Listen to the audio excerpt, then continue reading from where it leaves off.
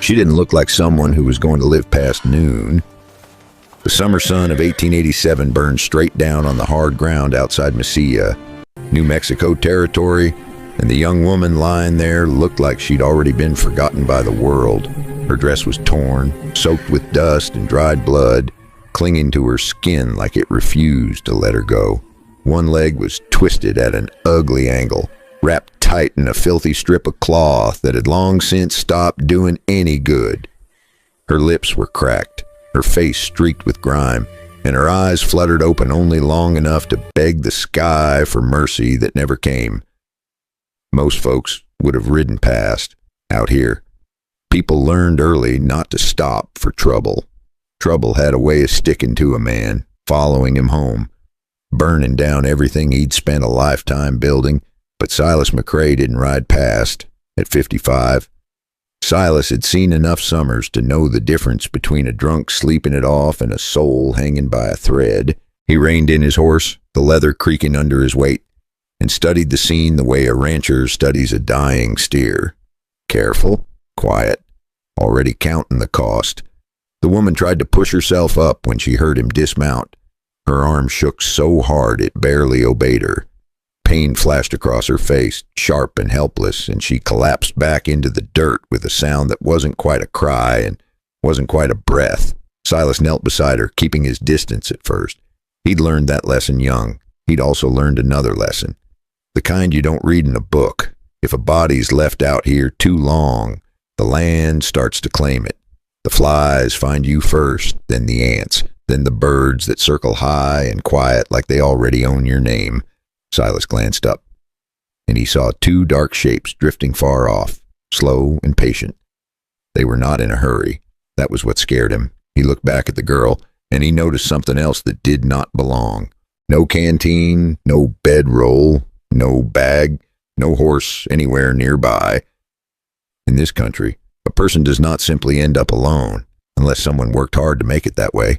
Silas shifted so his shadow covered her face, not to be kind, but to give her a little shade and keep her eyes open long enough to answer. Then he looked at the ground. There were scuffs where boots had dragged, and one clean print that stood out, pressed deep like the man wearing it was heavy and unbothered. Silas did not like that print. It looked like the kind of print that comes from a man who thinks he is untouchable, and that meant this girl was not just hurt. She was being managed. He did not say any of it out loud. He just made one decision. The kind that changes a life before you realize it. He moved his horse a few steps to block the view from the road. Then he knelt again, calm on the outside and ready on the inside. "Easy now," he said, his voice low, steady, and the kind that didn't waste words. Her eyes found his hat, then his face. She swallowed, throat dry, chest rising too fast. For a moment she looked like she wanted to say a dozen things and couldn't afford the strength for even one. Then she whispered it. "Please take them off." The words barely carried in the heat. Not a demand, not embarrassment, just pain. Silas followed her gaze to the strip of cloth wrapped around her leg. It was dark with old blood and dust, tied so tight it had started to cut into the flesh beneath. Every shallow breath pulled the fabric tighter. Dragging against the wound, he hesitated. Out here, you didn't touch a woman you didn't know. Not unless she asked. Not unless there was no other choice. She winced, teeth clenched, and tried to sit up again, so the effort nearly broke her. "That cloth's killing me," she said, voice cracking. "Please." Silas sighed, a slow breath that carried years with it. He poured a little water into her mouth, waited until her breathing slowed, then reached for the knot. "I'm going to be gentle," he said. "I promise." He worked the knot loose, one careful inch at a time. The fabric resisted, stuck fast where blood had dried and dirt had settled. She cried out once, a sharp sound, then bit down on it, shaking. When the cloth finally came away, Silas stopped moving. He went so still it looked like the whole desert had told him to hold his breath. For a long moment, he forgot the heat, forgot the flies, forgot the open land stretching out behind him. What stared back at him wasn't just a wound. There was a mark there, pressed into her skin near the edge of the injury, not fresh, not accidental. A crude brand shape, the kind used on cattle, raw at the edges and angry red, deliberate, personal. Silas felt his stomach tighten. No outlaw did that. No drifter either. That mark belonged to a business.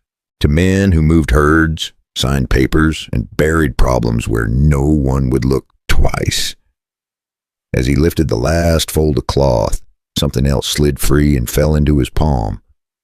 A small scrap of paper, stiff with dried blood, creased like it had been hidden in a hurry. He unfolded it just enough to see numbers, short lines, abbreviations a rancher would recognize anywhere. His jaw set. This wasn't an accident on a lonely stretch of land. This wasn't a woman who'd fallen off a horse and been unlucky. This was a message. The woman watched his face, fear sharpening her eyes when she saw the change in him. "They're not done," she whispered. "They won't let me go." Silas wrapped the wound again, cleaner this time, looser. The way it should have been done from the start. He kept his hand steady even as his thoughts raced. "What's your name?" he asked. "Clara?" She said. "Clara Whitfield?" He nodded once, like he was fixing that name in the ground. "My name's Silas," he said. "I've got a place by the river. You'll live through today if we get you there." She closed her eyes, relief washing over her face so fast it scared him. Trust came easy to people who'd run out of strength. As he lifted her carefully and set her on his horse, Silas looked back at the empty stretch of land behind them, at the road leading into Mesilla, at the long shadows beginning to form in the heat. He already knew the truth, even if he didn't know the whole story yet. Whoever did this to her wasn't finished, and if he carried her away, they'd come looking. The question wasn't whether trouble would follow him home. The question was whether a tired old rancher had just made a choice that would cost him everything he had left. Silas did not head straight for town. That alone said more about him than any long speech ever could. He took Clara the long way, cutting down toward the bend of the Rio Grande where cottonwoods grew close enough to throw real shade. The horse moved slow, careful, like it understood the weight it carried was more than flesh and bone. Clara leaned against the saddle, her breathing shallow but steadier than before. Silas kept one hand on the reins and one eye on the open land out here. You learn to listen with your skin, the wind, the insects, the quiet that came too fast or lasted too long. He did not talk much. Men his age learned that words were easy to waste and hard to take back. When they reached the small shack by the river, the kind of place most folks never noticed, Silas eased Clara down and settled her onto a bed of old blankets. Nothing fancy, just clean enough. He boiled water, rinsed his hands, worked slow. The wound was angry but not hopeless. That mattered. Clara drifted in and out, catching pieces of the world like a man catching a tune through a closed door. At one point she tried to sit up again, stubborn even now, and Silas gently pushed her back down. "You're safe for the moment," he said. "Moment's all any of us ever get." That earned him a weak half-smile. Time passed the way it always did in the heat. Long, sticky, measured by the sound of cicadas and the slow roll of the river. When Clara finally spoke again, it was quieter, not panicked, just tired. "I didn't mean to drag you into this," she said. Silas shrugged as he tied fresh cloth around the wound. "Didn't ask for the weather either," he replied. "Still shows up." She let out a soft breath that might have been a laugh if she'd had the strength. Little by little, the truth came out. Not in a rush. Not like a confession, just pieces laid on the table when the silence grew heavy. Her name was Clara Whitfield. She had taught school when there was a school to teach at. When that dried up, she took work helping with records at a shipping yard outside Mesilla. It was meant to be temporary. Everything dangerous always is. She noticed numbers that did not line up. Cattle counted twice. Loads moved that never showed up where they were supposed to. She asked a question she should not have asked. That was when the friendly looks changed. That was when someone decided it was easier to scare her than fix the books. Silas listened without interrupting. He'd seen this kind of thing before, dressed up in different clothes. "What about the paper?" he asked finally. nodding toward the scrap he had folded and tucked away. Her eyes flicked to it, fear tightening her jaw. "There's more," she said. "A lot more. I hid it." That got his full attention. She told him about the box, an old tin tucked away near Fort Selden, close to where wagons stopped and nobody looked twice at another piece of junk. It held names, roots, proof enough to ruin the wrong people. Silas exhaled slowly. Fort Selden meant trouble, not the kind that jumped out of the bushes, but the kind that smiled and shook your hand. He stepped outside for a moment, letting the river air cool his thoughts. The land stretched quiet and wide, but he knew better than to trust it. When he rode back into Mesilla for supplies, he felt the change before he saw it. Looks lingered too long. Voices dropped when he passed. Deputy Tom Rudd met him near the store. Friendly as a church picnic, he asked questions. Too many. About a girl. About injuries. About where Silas had been riding that morning. Silas answered just enough to be polite and no more. Rudd kept smiling, but his eyes kept measuring. Silas had seen that look in men who played cards for a living. They laugh, they joke, and all the while they are counting what you have in your pocket. Silas turned to leave, and he felt it. Footsteps behind him that matched his pace a little too well. Not close enough to be obvious, close enough to be a warning. He did not turn around. He stopped at a water barrel instead, dipped his hands like he had nowhere to be, and listened to the town breathe. A wagon creaked, a door shut, and those footsteps stopped too. Bass smiled to himself, just once, the way an older man does when he realizes the game has already started. If Rudd was watching, then someone above Rudd was watching too. And if that was true, the river shack was only safe until the next mistake. Silas did not plan to make one. By the time he headed back toward the river, he knew two things for certain. Before he left Mesilla, Silas made one small stop he did not mention to anyone. He stepped into the telegraph office like he was only there to ask the time. Old Martinez behind the counter looked up, recognized him, and did not ask questions. Silas slid a folded note across the wood. Just a few words and one name, Elias Crow. If trouble turned real, that note would ride the wire faster than any horse. Someone was already sniffing around, and the wrong kind of help was often worse than none at all. That night, as the heat finally loosened its grip, Silas sat outside the shack with a cup of coffee gone thin and bitter. He looked at the stars the way a man does when he knows sleep will not come easy. Inside, Claire slept, alive. For now, he could walk away. Plenty of men would. No one would blame him. But he had seen that mark on her skin. He had seen those numbers on that scrap of paper. Some roads, once stepped on, did not let you turn back. If you have been enjoying this story so far, take a second and subscribe to the channel. It helps keep these old stories alive and coming your way. And while you listen, pour yourself a cup of tea or coffee, settle in, and tell me this. What time is it where you are right now? And where are you listening from? Because what Silas was about to do next would decide whether Clara ever got to tell her story or whether the desert would keep it for itself forever. Morning came early and hard.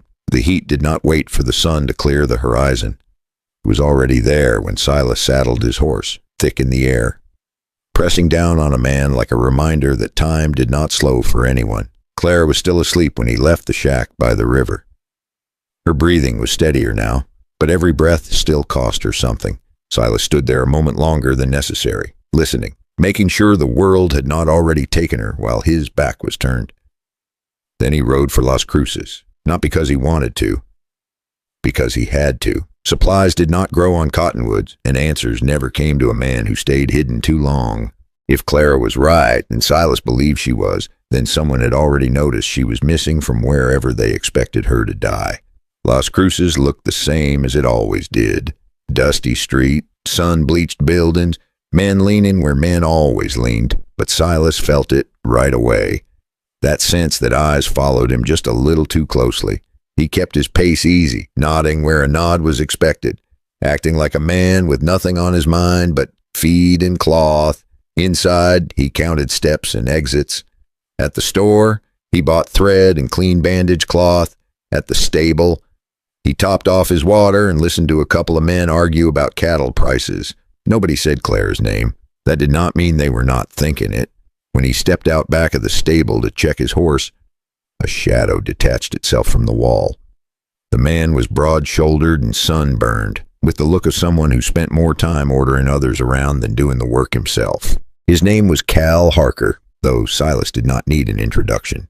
Every rancher for 2 days in any direction knew who Cal worked for. Cal smiled, but it did not reach his eyes. He talked easy, asked after Silas's ranch, mentioned the heat, made a joke about old men still riding fence.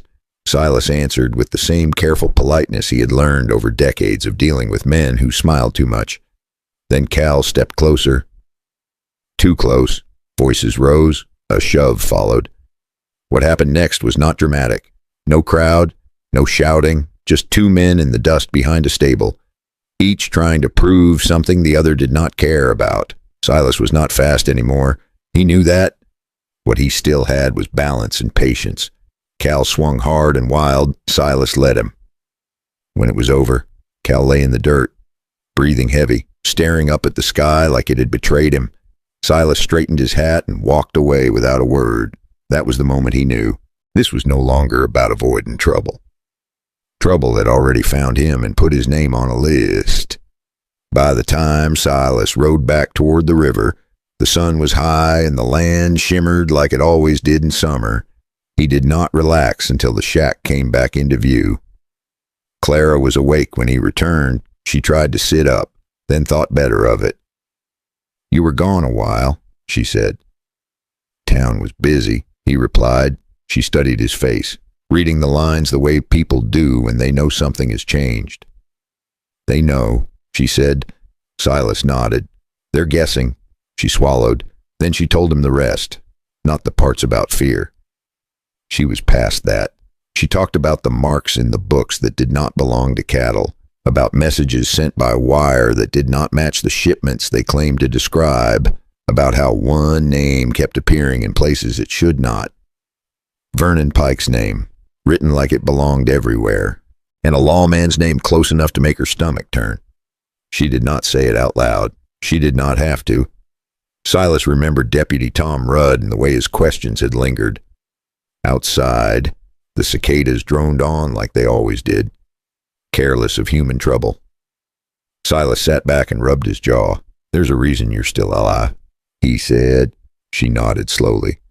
"I think they wanted me scared," she said. "Wanted me to run, make mistakes. That fit. Men like that did not always kill right away. Sometimes fear did the job cheaper."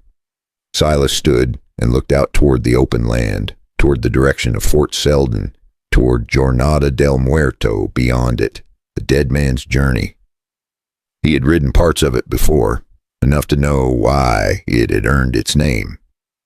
"We leave before sunrise," he said. Claire did not argue. That night, neither of them slept much.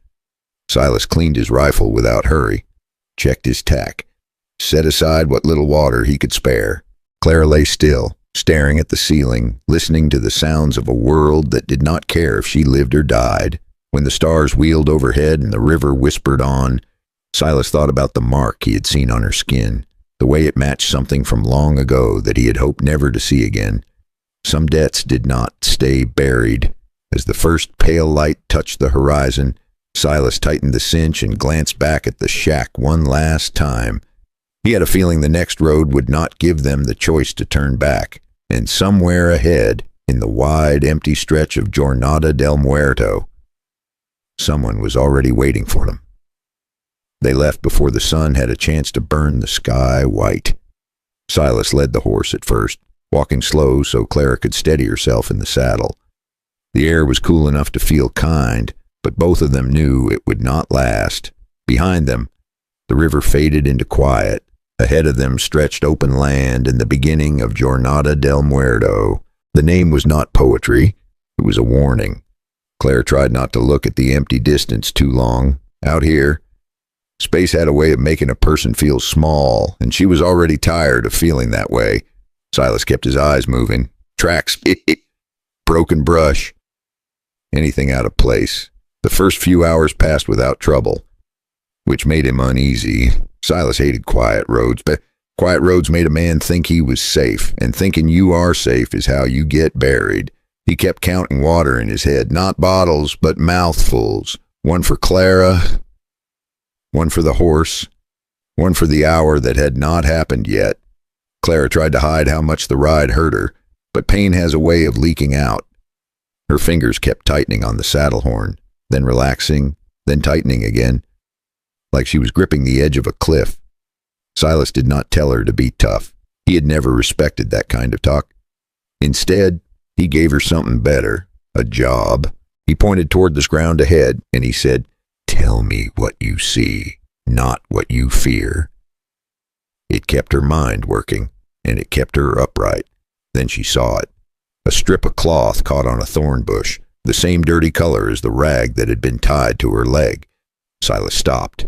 He did not touch it. He just stared at it for a long moment. Because that meant one of two things. Either someone had been hurt out here before them, or someone wanted them to think that nothing ever stayed calm for long when it mattered.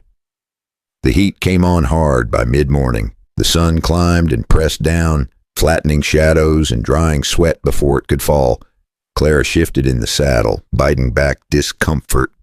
Silas handed her the water skin without a word. She took a careful drink and passed it back. "You've done this before," she said. He nodded.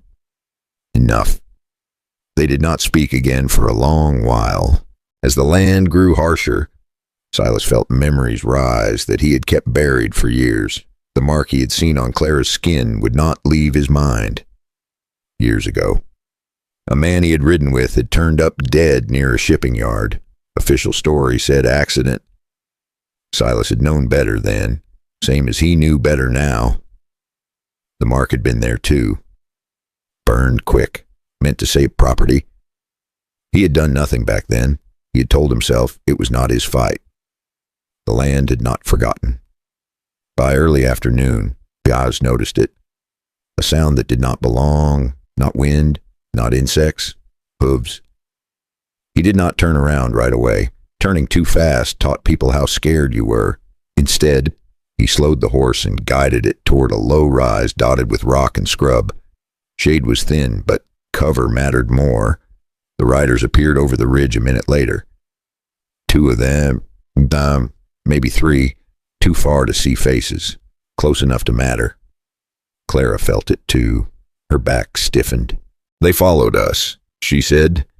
Silas shook his head slightly. They were already ahead. That truth landed heavier. They waited. The riders moved careless at first, then slowed when they spotted Silas and Clara. That told Silas everything he needed to know.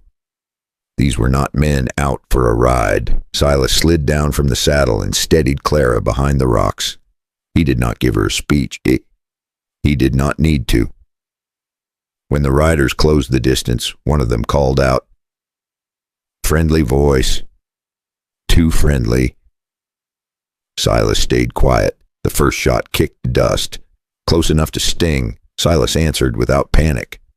Not to hit.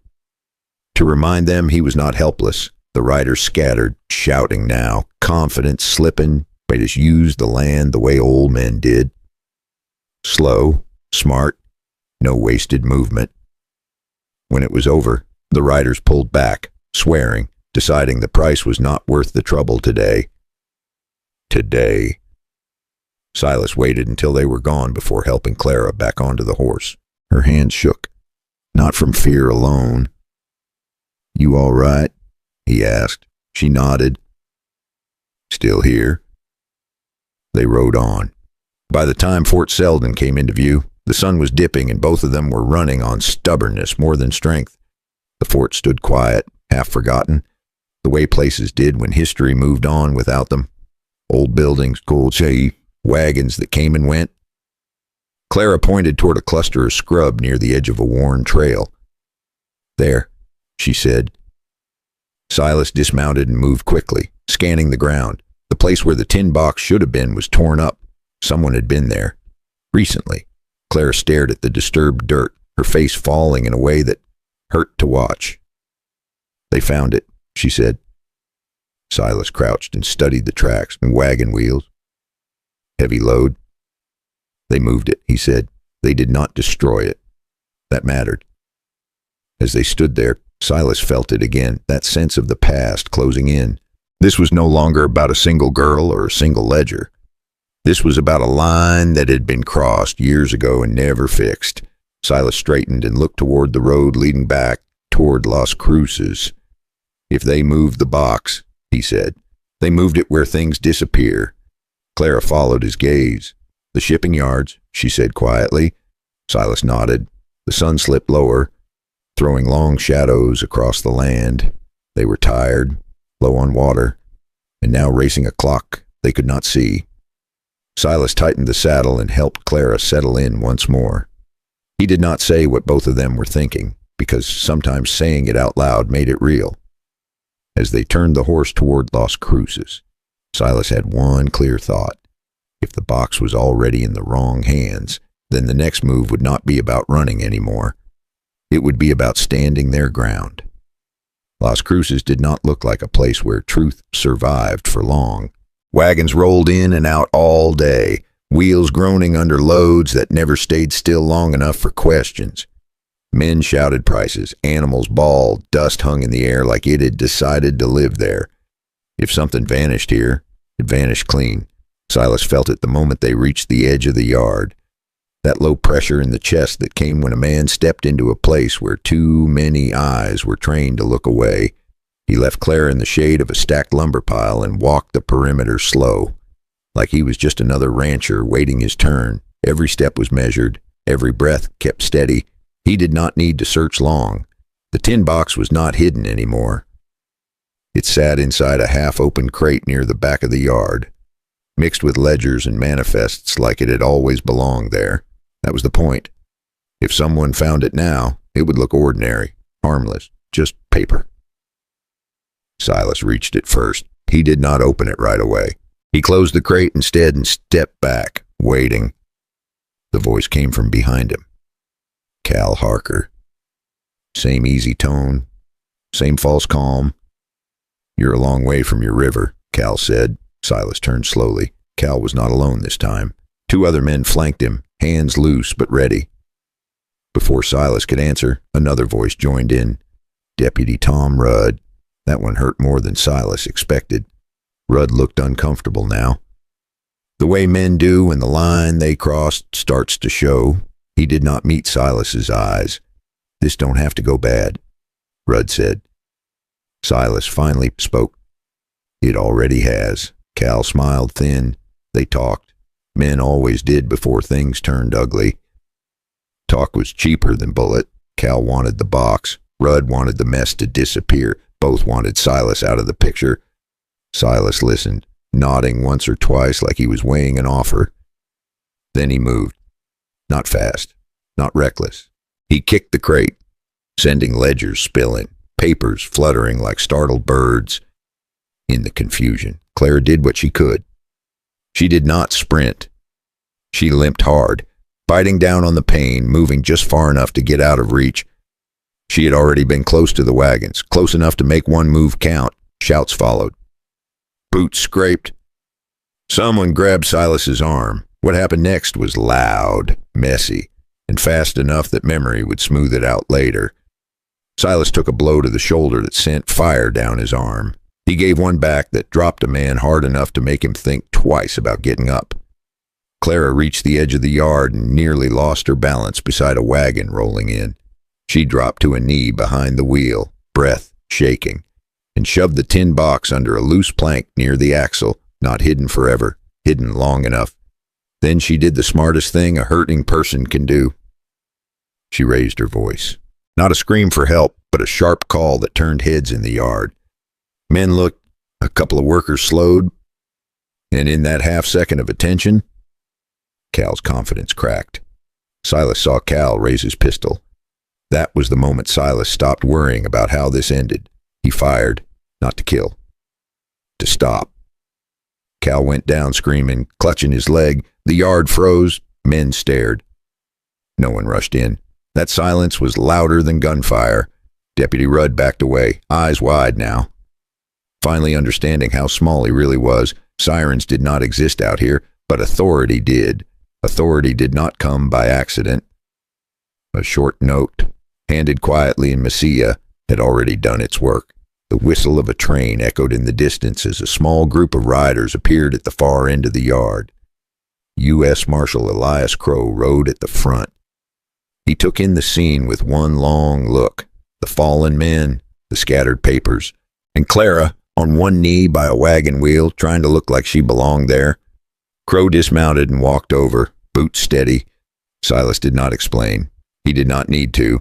Silas followed Clara's glance, understood, and moved like he was just stepping away to breathe. He reached the wagon, lifted the loose plank, and pulled the tin box back out. Dust covered it, but it was intact. He placed it in Crow's hands without ceremony. Crow opened the box. He read. Then he nodded once, slow and final. Cal cursed. Rudd tried to speak and failed. Crow gave orders. Men were cuffed. Names were written down. For the first time since Mesilla, Clara let herself breathe. The yard returned to noise, but it sounded different now, like something had shifted, even if most folks did not know why. Silas leaned against a crate, feeling the ache settle in his bones. Crow approached him. "You did the right thing," the marshal said. Silas shrugged. "Did what I could live with." Crow studied him a moment longer. That's usually harder. As the sun dipped and the dust turned gold, Clara stood beside Silas, quiet but steady. The weight of it was no longer hers to carry, but the story was... Silas knew better than to believe this was finished. Men like Vernon Pike did not lose quietly, and as Crow's riders moved out, Silas felt it again. That sense that the worst part of the road was still ahead, because somewhere beyond the yard, the man who owned the mark on Clara's skin had not yet had his say. The dust settled slower than the noise. Las Cruces went back to being Las Cruces. Wagons creaking, men talking, cattle lowing like nothing important had happened.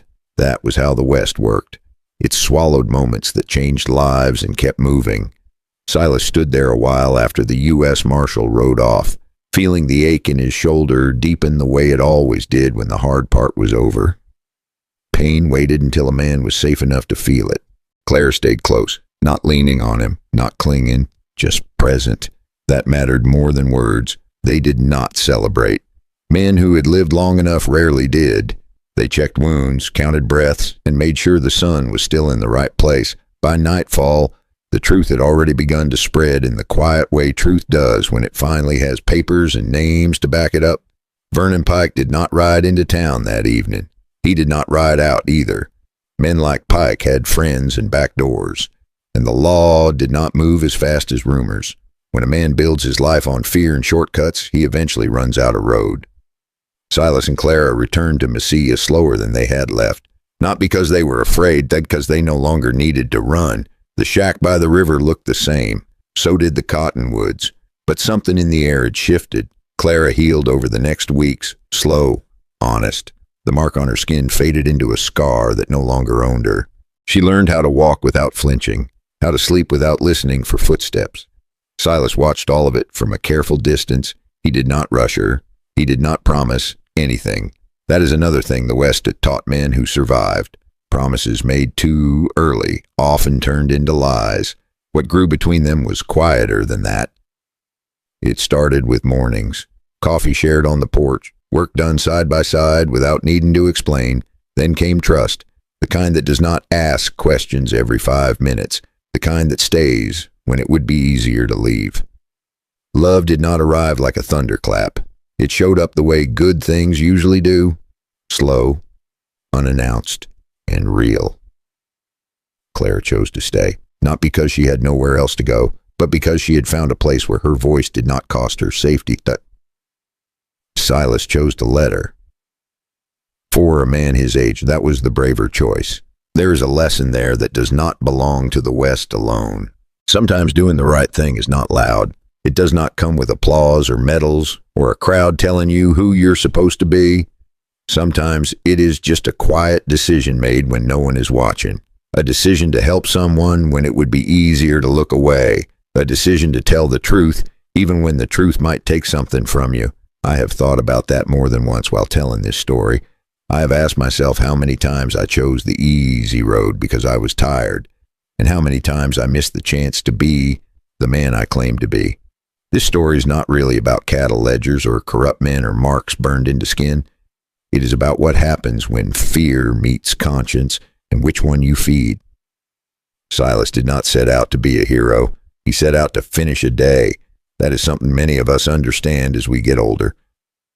We wake up wanting a quiet morning and a steady cup of coffee. We want our backs to hurt less and our worries to stay small. And then life places something in our path that asks more of us than we plan to give. The question is not whether trouble will come. It always does.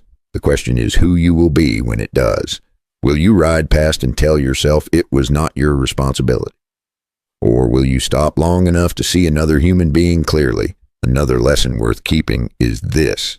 Doing the right thing does not always make your life easier, but it often makes it better. Silas paid a price, and he carried scars, he lost sleep, but he also gained something many men never find. Peace with himself. And Clara learned something too, that survival is not the same as living. And that asking for help is not weakness when the alternative is silence. If you're listening to this and thinking about your own life, your own choices, I want to ask you something simple. What is the mark you are carrying that no one else sees? And who would you be if you stopped letting it define you? We spend a lot of years thinking it is too late to change, too late to speak up, too late to do the thing we know we should have done long ago. This story says otherwise. As long as you are breathing, you still get to choose. If this story has meant something to you, if it made you stop and think, even for a moment, I would appreciate it if you would tap the like button and subscribe to the channel. It helps these stories reach the people who might need them most. And before you go, take a second and answer this for yourself. Not out loud, just honestly. If someone crossed your path tomorrow asking for help, would you recognize the moment for what it is? And would you have the courage to stop? Because sometimes the smallest decision is the one that changes everything.